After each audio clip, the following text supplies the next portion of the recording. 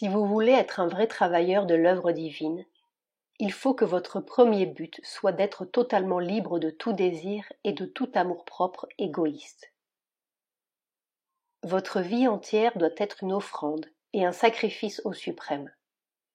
Votre seul but dans l'action sera de servir, de recevoir, d'accomplir la Shakti divine en ses œuvres et de devenir un instrument de sa manifestation.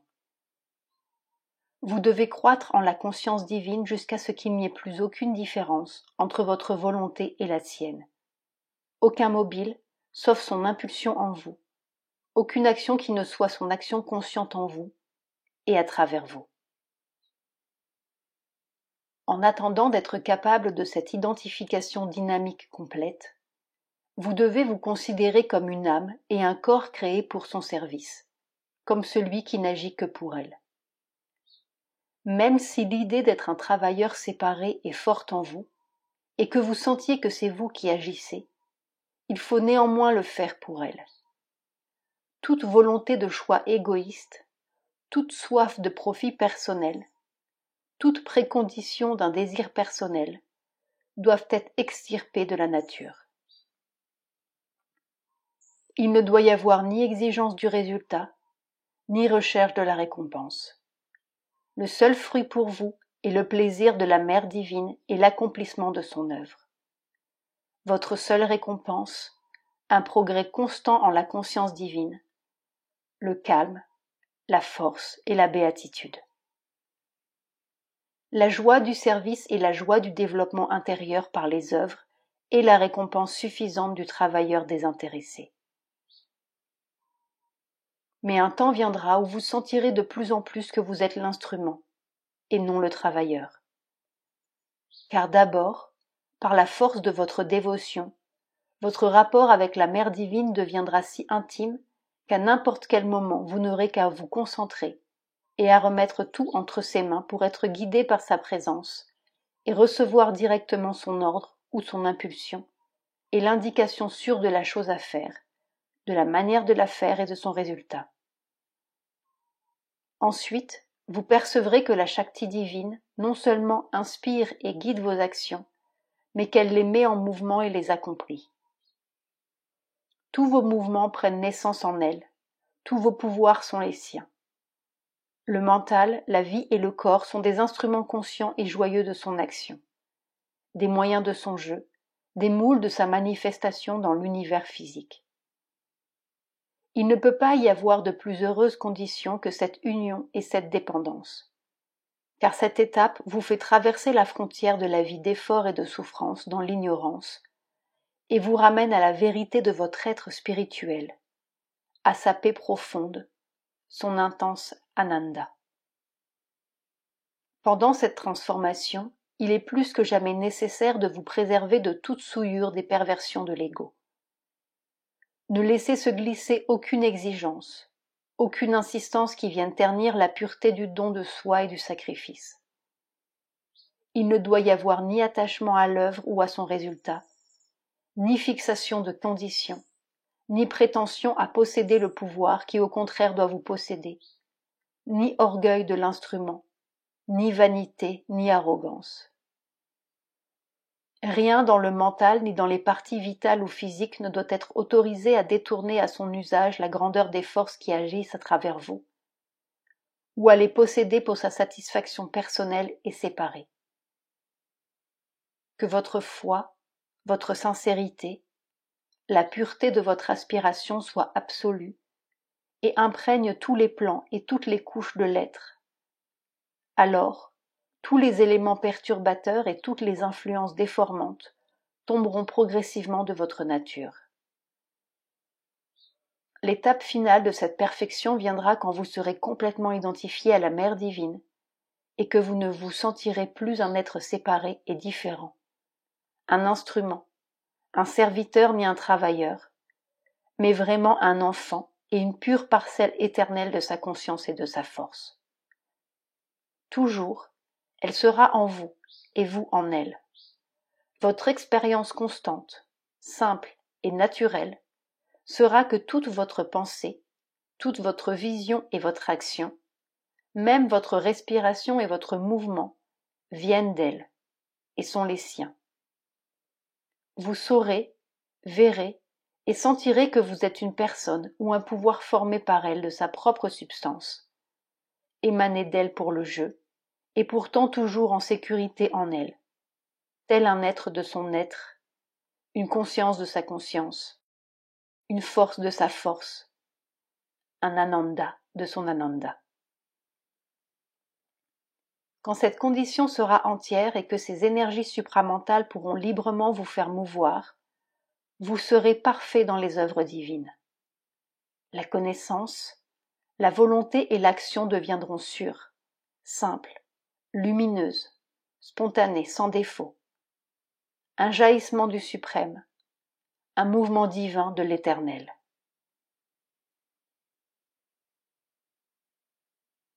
Chapitre 5. La mère de Sri Aurobindo. Lecture de mère. Si vous voulez faire vraiment l'œuvre divine, il faut que votre premier but soit d'être totalement libre de tout désir et de tout amour-propre égoïste. Votre vie entière doit être une offrande et un sacrifice au Suprême.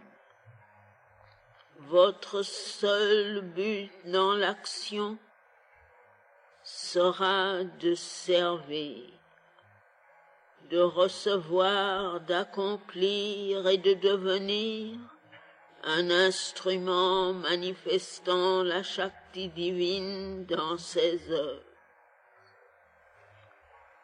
Vous devez croître dans la conscience divine jusqu'à ce qu'il n'y ait plus aucune différence entre votre volonté et la sienne. Aucun mobile, sauf son impulsion en vous. Aucune action qui ne soit son action consciente en vous et à travers vous.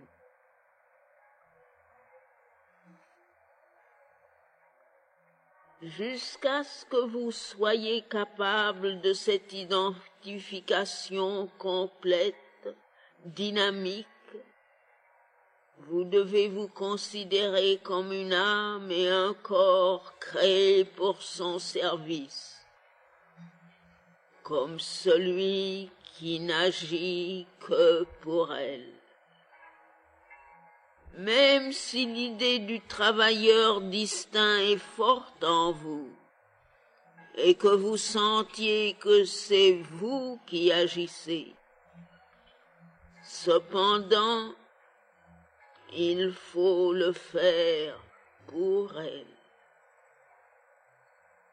Tout effort de choix égoïste, toute soif de profit personnel, toute stipulation d'un désir qui veut se satisfaire doivent être extirpés de la nature. Il ne doit y avoir ni demande du fruit, ni recherche de la récompense. Le seul fruit pour vous est le plaisir de la Mère divine et l'accomplissement de son œuvre. Votre seule récompense, une progression constante dans la conscience divine, le calme, la force et la béatitude. La joie du service et la joie du développement intérieur par les œuvres est une récompense suffisante pour le travailleur désintéressé. Mais un temps viendra où vous sentirez de plus en plus que vous êtes l'instrument et non le travailleur.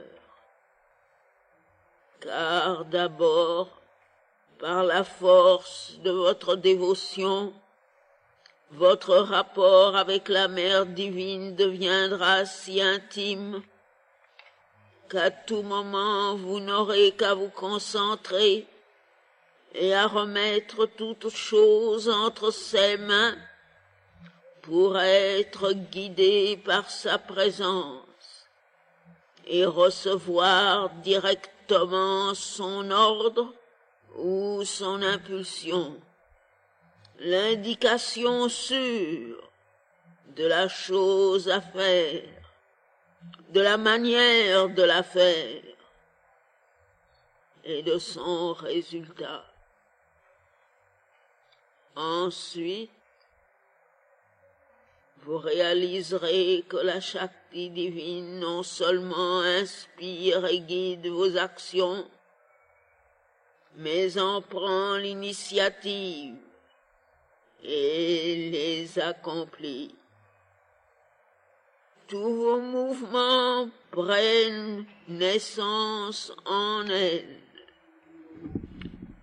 Toutes vos puissances sont les siennes. L'esprit, la vie et le corps sont des instruments conscients et joyeux de son action, des moyens pour son jeu, des moules pour sa manifestation dans l'univers physique. Il ne peut y avoir de plus heureuses conditions que cette union et cette dépendance, car ce pas vous reporte au-delà de la frontière, hors de la vie de l'ignorance, faite d'efforts et de souffrances, vers la vérité de votre être spirituel, dans sa paix profonde et son ananda intense.